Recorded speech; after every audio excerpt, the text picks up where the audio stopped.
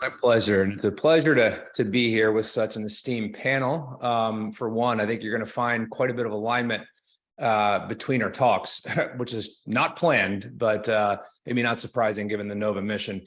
And just to lead off, I do have slides, as you can see, and I'll make all these available to you because I've got a bunch of studies to support, the sort of messaging that we're getting across today. And I'm a nutritional epidemiologist by training. So while I lead interventions, nutritional interventions of all sorts, probably my biggest passion is just being aware of the macro trends. What is the evidence showing us? And I agree completely with Dr. Monteiro that I think the evidence is crystal clear that the unifying aspect among all these different dietary approaches that we see our patients doing, many of you have likely tried some of the popular diets I'll have on the next slide, is that they can be done well or they can be done poorly.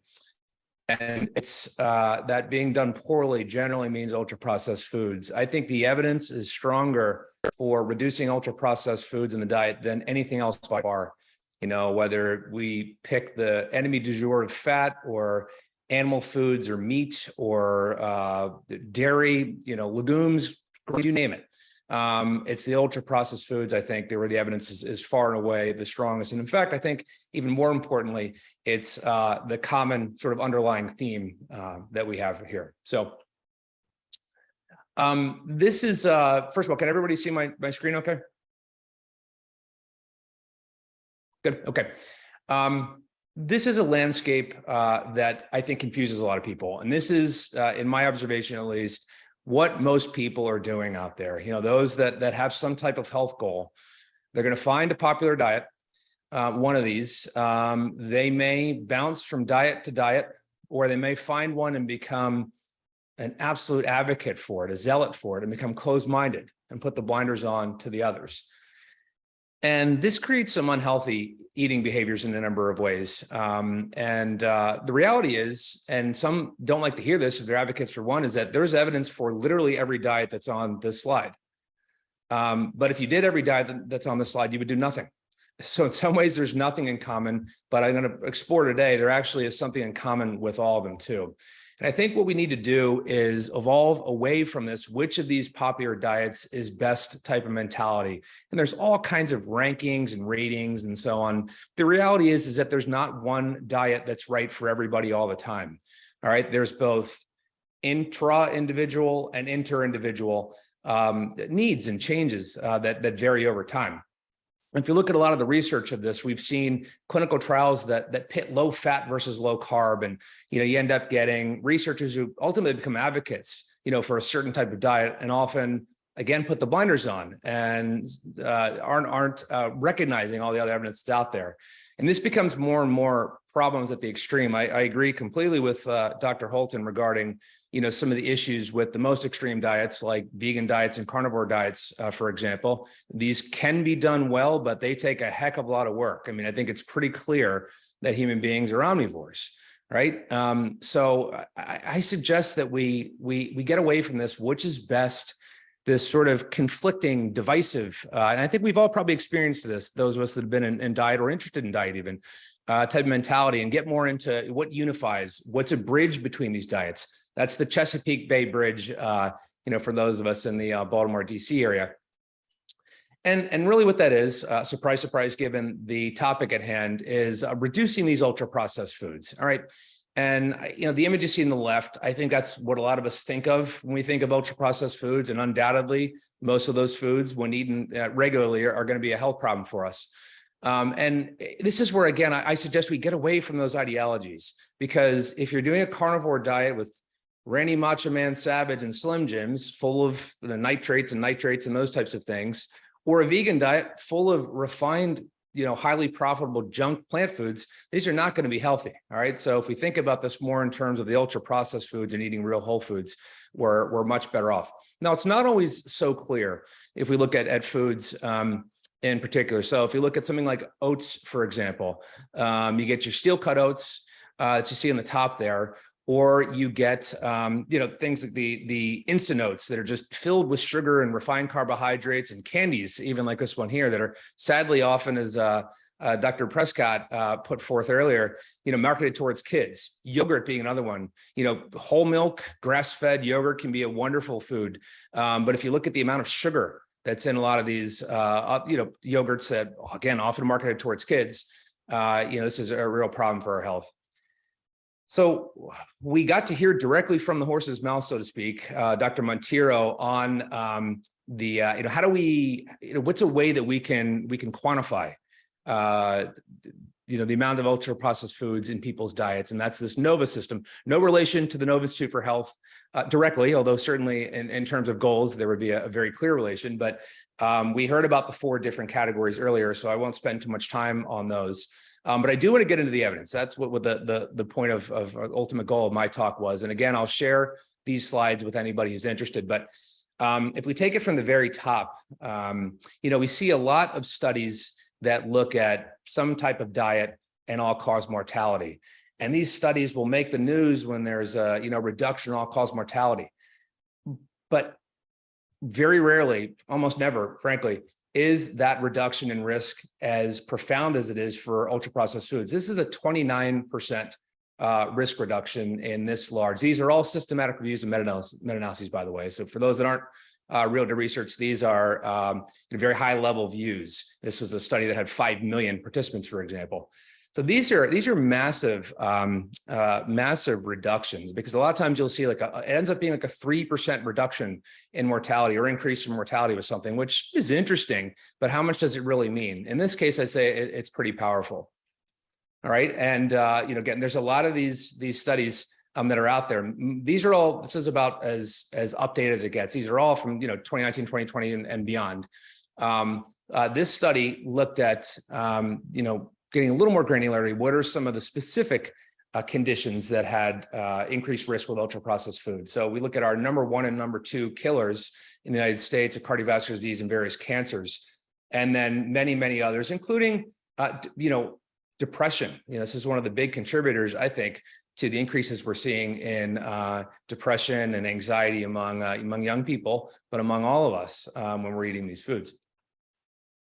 If we look at looking at other meta-analyses on this topic, we see, for example, again, these large reductions in all-cause mortality. And this gets into, again, a little more granularity. If we look in this one of cerebrovascular diseases, of depression, so we're talking about risk increases in risk of between 20 and approximately 40%. So this is these are profound differences that are coming through. We don't really see with most other food categories. Okay, moving on to, I'm going to just go through these very quickly. We've seen increased risk of type 2 diabetes in this systematic review and meta-analysis. We have seen increases in hypertension, silent killer. We've seen increased risk with inflammatory bowel disease. Notably, look at the risk here with Crohn's disease. 1.71. So these are really big associations that, again, typically what's the point of clinical care, we go with immunosuppressants for these types of conditions, and they have a whole host of side effects where if we were to go a little further upstream and look at the diet, we could dramatically reduce a lot of the risk. And we got the epidemic of overweight and obesity, both in adults and perhaps most concerningly during childhood and adolescence. Again, these are large studies, that have found consistently ultra-processed foods are increasing that risk. We heard from Dr. Monteiro that, we're starting to understand some of the mechanisms behind this now, but in a way, we're almost kind of going backwards, and we know that these are unhealthy. So even earlier in the lifespan, if we look at during pregnancy and maternal health, we look at risks like gestational diabetes, preeclampsia, and so on is quite high. And then even with the risks to the newborn, there's a variety of health risks for the children in prospective cohort studies. And as you could probably tell, I could go on and on and on with this. Again, the evidence is remarkably consistent across chronic diseases. But what I really want to mention, because I think it's so sad, is that this also applies to acute conditions. we heard almost nothing about diet throughout COVID. And this was a tremendous missed opportunity. We knew from the very beginning that the people who had the worst outcomes with COVID were those that had diabetes, those that were obese, those that had hypertension, and so on. And we know that diet, as we saw in these large, systematic reviews and meta-analyses with, in some cases, millions of participants, that these are dramatically increase the risk of this. But we also looked even during COVID that the risk of being infected with COVID or having bad outcomes from COVID, both the kind of classic outcomes of hospitalization and death, but also the anxiety and depression were greatly increased with ultra-processed food consumption. Very few public health agencies, I can think of maybe the state of Florida, I think it was Costa Rica, you can name on one hand the number of public health entities that even mention food in the conversation. It's not the whole conversation, of course, but I really hope the next time, God willing, that's not anytime soon, we have another major outbreak like this, that we start to talk about some of these modifiable lifestyle factors, including food.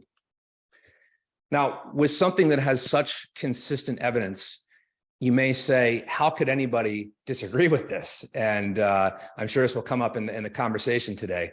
Those that are pushing back, as you can probably guess, is many of those in the food industry. And Dr. Holton mentioned too, a lot of times this is those, and Dr. Monteiro mentioned too, grains and other highly, we see here, this was a pushback against this concept of ultra-processed foods, how to measure it. We see the soy industry and others that were largely funded by these that are pushing back. And I read a number of these papers, and many of which they will argue that, and again, the cohesion between our talks is pretty incredible here, but sort of advocating for some of these plant-based burgers, which are, this is just an ingredient check, or about as processed as it comes.